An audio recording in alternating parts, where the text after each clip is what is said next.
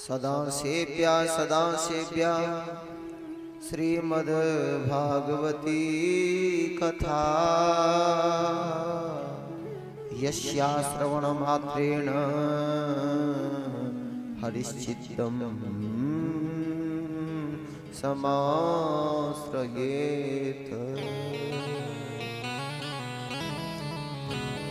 यह वह भुवन पावनी गौरव गाथा है भक्तों, जिसका सदा सदा हमें सेवन करना ही चाहिए और शांति के साथ और एकाग्रता पूर्वक हमें ये कथा का सेवन करना चाहिए। शांति के साथ ध्यान मग्न होकर के एकाग्रतामय होकर के अगर हम इस कथा का सेवन करेंगे तो क्या होगा जानते हैं? फलश्रुति लिखी है, यस्या श्रवण मात्रेण हरिश्चित्तम समाश्रयेत। जिसके सुनने मात्र से भगवान हृदय में प्रकट हो जाते हैं। बोलिए भागवत भगवान की जय। ऐसी कथा है भगवान की। रात्रि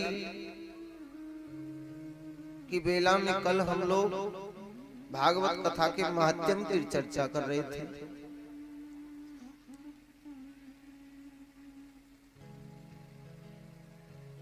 धुंधकारी का उद्धार इसी कथा को श्रवण करने के माध्यम से हुआ। जीने की तो कौन कहे, मरण के पश्चात भी शरीर जन्म लेता है, शरीर मरता है। आत्मा न जजानाति न मरिष्यति नेगते अशौ न क्षीयते शवन विधि विचार नाम ही। आत्मा तो वस्त्र बदलती है, जिम नूतन पट पहरही नर पर हरही पुराण। वासांस जीर्णान यथा विहाय नवान ग्रहणान नरोपरान। जिस प्रकार से हम पुराना वस्त्र होने पर उतार देते हैं, नया वस्त्र धारण कर लेते हैं, वैसे ही आत्मा एक शरीर को छोड़ करके दूसरा शरीर धारण कर लेती है। जाते नहीं है कोई दुनिया से दूर चल के, अरे मिलते हैं सब यहीं पे कपड़े बदल बदल के। कल कोई और कपड़ा पहन के मिले थे, आज कोई और, तो कल कोई और कपड़ा पहन के मिलेंगे, लेकिन हम तो वही रहेंगे। कपड़ा ही तो बदलता है। उसी प्रकार आत्मा वही रहती है, केवल शरीर बदलता है।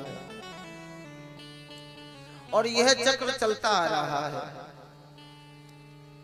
पुनरपि जननम पुनरपि मरणम पुनरपि जननी जठरे शयनम। यही संसारे खल दुस्तारे कृपया पारे पाहि मुरारे। भज गोविंदम गोविंदम भज मूढ़ मते।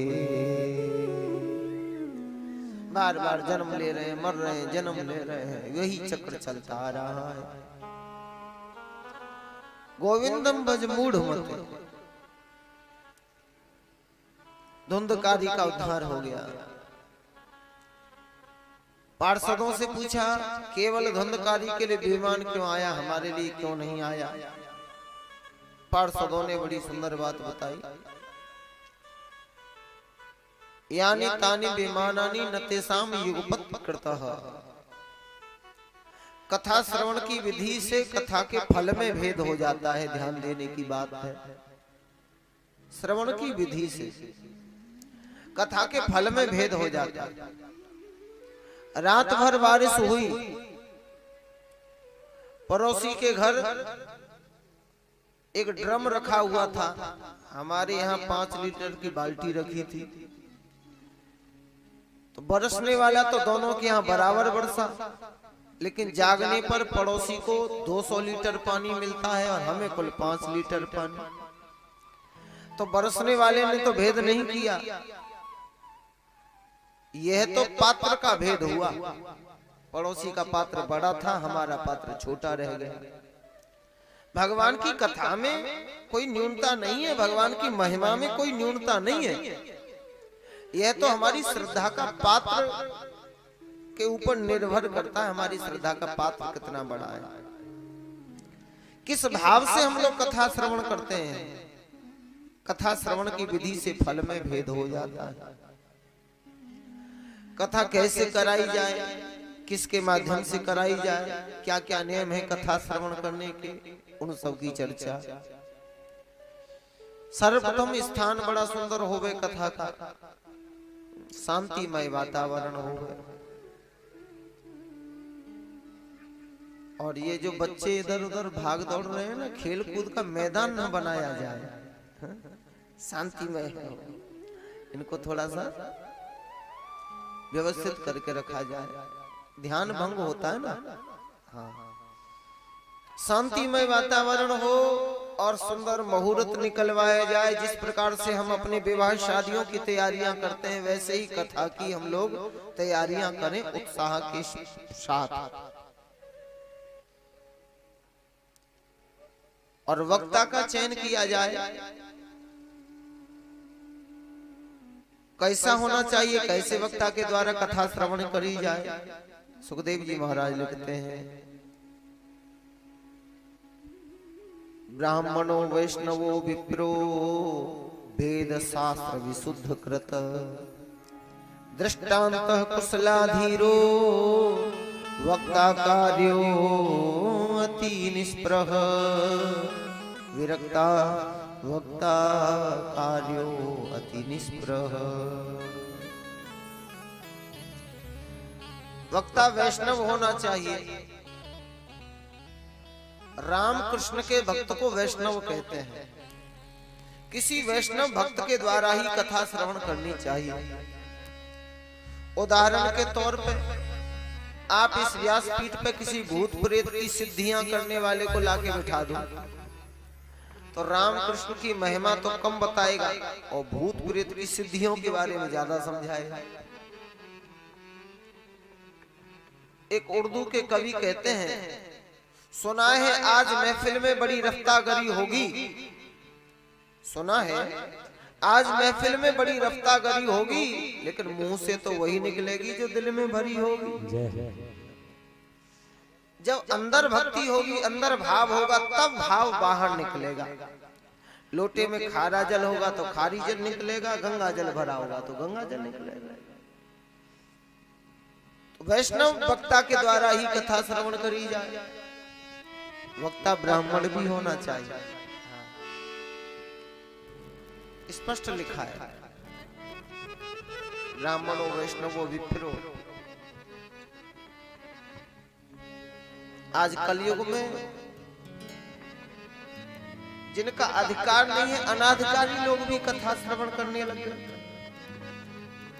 कराने लगे। भाई जो शास्त्रों ने जिसको अधिकार दिया उसके द्वारा कथा श्रवण करी जाए। और वक्ता कैसा होवे, वेद शास्त्र विशुद्ध कृत, कथा में जो भी कहे वह शास्त्र सम्मत ही बोले, अपने मन की बातें न कहे। दृष्टांत कुशलाधीरो, दृष्टांत देने में कुशल हो। वक्ता कार्यो अति निष्प्रह, विषय को सरल करके समझाने में कुशल होवे। ऐसे वक्ता के द्वारा कथा श्रवण करनी चाहिए। हाँ,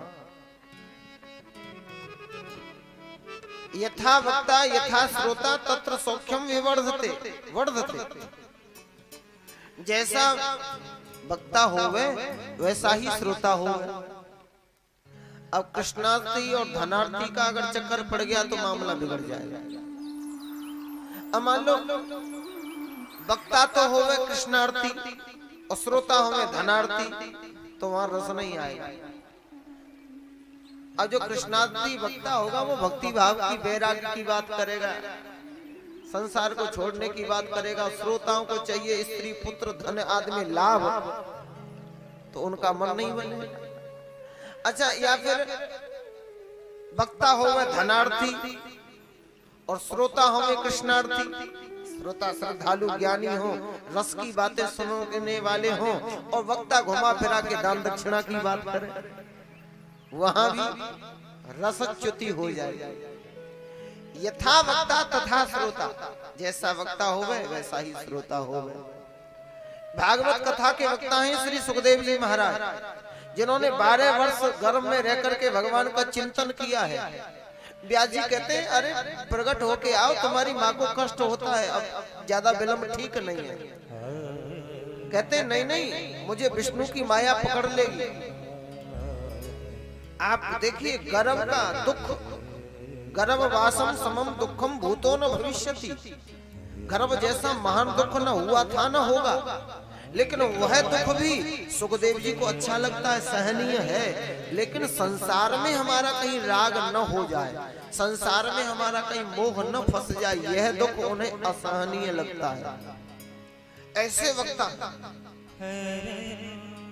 भगवान ने गर्भ में आकर के जब सुखदेव जी को कहा भैया तुझे मेरी माया नहीं सताएगी, तुम जाओ मेरी भक्ति का प्रचार प्रसार करो, तब आप प्रकट होकर के आए। यम प्रजंत मनपेत मपेत कृत्यम, यम माने वे, प्रवंच माने गए पन को, जन्म लेते ही अपेत कृत्यम, कोई संस्कार नहीं कराया। ऐसे तो वक्ता है। श्रोता कैसे हैं? श्रोता ऐसे हैं जिनकी रक्षा के लिए स्वयं भगवान को गर्भ में प्रवेश पाना पड़ा। श्री परीक्षित जी महाराज, जन्म दुनिया में बाद में लिया, इन्हें भगवान का दर्शन पहले मिल गया, ये परीक्षित जी महाराज। और जन्म लेने के बाद वे क्या करते हैं परीक्षित जी महाराज? उन्हीं भगवान को खोजते हैं जिन्होंने गर्भ में जाकर के रक्षा करी थी। छोटा सा बालक घर में जब भी कोई नवागंतुक व्यक्ति आता है तो दौड़ के जाता है, उसकी गोदी में चढ़ता है, उसके चेहरे को टकटकी लगा के देखता है और फिर निराश होकर लौटे आता है। यह घटना होती है, घर वाले आश्चर्यचकित हो जाते हैं। धर्मराज जी ने विचार किया ये क्या देखता है, दौड़ के जाता है, चेहरे को उत्साह से देखता है, फिर निराश होकर लौट आता है। लगता है यह बालक किसी की परीक्षा कर रहा है, यह किसी को खोज रहा है। यह परीक्षित नाम तो बाद में मिला, इनका जन्म का नाम तो विश्वराट है। विश्वराट किसे खोज रहा है यह बालक? जब एक दिन भगवान द्वारकाधीश का पदार्पण हुआ और पूर्व की भांति यह बालक दौड़ करके गया, भगवान की गोदी में चढ़ा, उनके चेहरे को टकटकी लगा करके देखा तो निराश नहीं हुआ, अरे ताली बजा बजा करके यह बालक झूम झूम के नाचने लगा, मग्न हो गया यह बालक। धर्मराज बोले बस ये इन्हीं को खोज रहा था। हाँ, परीक्षित तो वही खोज रहे थे कि वह व्यक्ति कहाँ है जिसने मेरी गर्भ में जाकर के रक्षा करी थी, वह तो अभी तक मिला ही नहीं। तो हमें लगता है परीक्षित ऐसे भक्त हैं जो जन्म के समय जिसके साथ संबंध जुड़ा हुआ था, जन्म लेने के बाद भी उन्हीं को खोजते हैं। तो परीक्षित की तरह भक्त वह है जो जन्म लेने के बाद उन्हीं परमात्मा को खोजता है जिनका संबंध हमारा जन्म से जुड़ा हुआ है। वैसे भक्ता होना चाहिए, वैसे श्रोता होना चाहिए हमें आपको, तब वो पूर्ण लाभ को हम लोग प्राप्त होंगे। यह सब विधि आएगी कहां से? यह पात्रता, इसके लिए नियम बनाए हैं। श्रोता तीन प्रकार के होते हैं। पहले होते हैं श्रोता, दूसरे होते हैं सड़ोता और तीसरे होते हैं सोता। बोल गोविंद भगवान की जय। श्रोता उत्तम कोटि के होते हैं। कथा का जो समय निर्धारित है उससे के समय पे पहले ही हाजिर हो जाते हैं पंडाल में और व्यवस्थित होके बैठते हैं, टकटकी लगा कर कथा श्रवण करते हैं। और फिर कथा से जाने के बाद घर पे जाके उन कथाओं का मनन करते हैं, मैंने क्या सुना, और सुनने के बाद फिर समझते हैं और उन कथाओं के नियम को फिर जीवन में उतारने की चेष्टा करते हैं। इसे कहते हैं श्रवण मनन और निधिध्यासन। पहले सुनो, फिर गुनो, फिर उसका तदाचरण करने का प्रयास करो। भाई दवा कितनी भी बढ़िया हो, कितनी भी महंगी हो, उसको जेब में धर के घूमने से क्या फर्क, फायदा मिलेगा? खाओगे तब लाभ मिलेगा ना। ज्ञान कितना ही बढ़िया हो, ज्ञान की बातें कितनी भी अच्छी हो, केवल दिमाग की अलमारी में धर के घूमने से क्या फायदा मिलेगा? यूं तो विद्वान तो रावण भी खूब था, खूब ज्ञानी था, लेकिन आचरण में तो नहीं उतारा। कहता है होए भजन न तामस देहा, भजन नहीं होता तामसी देह। इससे तो ज्यादा सबसे बढ़िया विद्वान तो हमारी घर की अलमारी होती है। अलमारी में रामायण जी धरी है, भागवत जी धरी है, वेद शास्त्र भी धरे हैं, तो उससे ज्यादा ज्ञानी कौन है? तो वह धरने से लाभ नहीं मिलेगा, जीवन में उतारने से लाभ मिलेगा। ये श्रोताओं का लक्षण है, जीवन में उतारते हैं कथाओं को। सड़ोता कौन होते हैं? सड़ोता वे लोग होते हैं जो कथा में आते तो हैं, लेकिन कथा में आने के बाद, पंडाल में बैठने के बाद उनकी जीभ शांत नहीं रहती, कतर कतर कतर कतर करके बातें करने में लगे ही रहते, खुद नहीं सुनते, दूसरों को नहीं सुनने देते। 50 गलती कराने वालों में खोज के निकालेंगे, 50 गलतियां करने वालों में खोज के निकाल देंगे। ये नहीं किया, वैसा नहीं कहा, ये नहीं कहा। उनका भाव ऐसा होता है जैसे मक्खी संपूर्ण सुंदर जिस्म को छोड़ करके वहीं बैठेगी जहाँ गंदगी होगी, जहाँ घाव होगा। वे अच्छाइयां नहीं देखना चाहते, वे गंदगी ही पसंद करते हैं, गलतियां ही ढूंढते हैं। लेकिन विचार किया जाए, बुरा जो देखन में चला तो बुरा न मिलिया को, जब दिल खोजा अपना तो मुझसे बुरा न कोई, जब दिल खोजा अपना तो मुझसे बुरा न कोई। बुरे तो हम खुद ही नहीं, दूसरों में क्या बुराई देखते? ये सड़ोताओं का लक्षण। और तीसरे होते हैं सोता। सोता लोग क्या करते हैं? अब 1 बजे तो भोजन का समय है ही, 12-1 बजे खूब छक्के भोजन किया और तब आए कथा सुनने। अब कथा में बैठ तो गए, पर भोजन करने के बाद बैठा कहाँ जाता है? कहते मार के भाग जाए और खाए के सो जाए, बातें ज्यादा होशियार कोई नहीं है। अब नींद आएगी, आलस आएगा, तो फिर उन श्रोताओं को कमर लगाने का साधन चाहिए। ऐसा साधन खोजेंगे कहीं कमर टिकने का, कोई बाय, कोई पाइप, कोई बल्ली, कोई खंभा, कोई दीवार, ऐसा कुछ मिल जाए, टिक के बैठेंगे। थोड़ी देर तो टिक के बैठेंगे, फिर 3 घंटे की समाधि ले जाएंगे। उन्हें कथा से लेना देना नहीं, भाड़ में जाओ व्यास जी, ऊपर से गिर जाओ कराने वाले।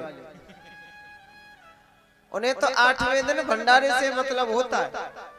भंडारा अगर जोरदार हुआ तो कथा भी खूब जोर की रही, और भंडारे में कमी रह गई, कथा नहीं 2 पैसा की गई। लेकिन उन लोगों के लिए तुलसीदास जी ने कुछ कहा है। क्या कहा है? राम नाम के आलसी और भोजन के होशियार, तुलसी ऐसे नरन को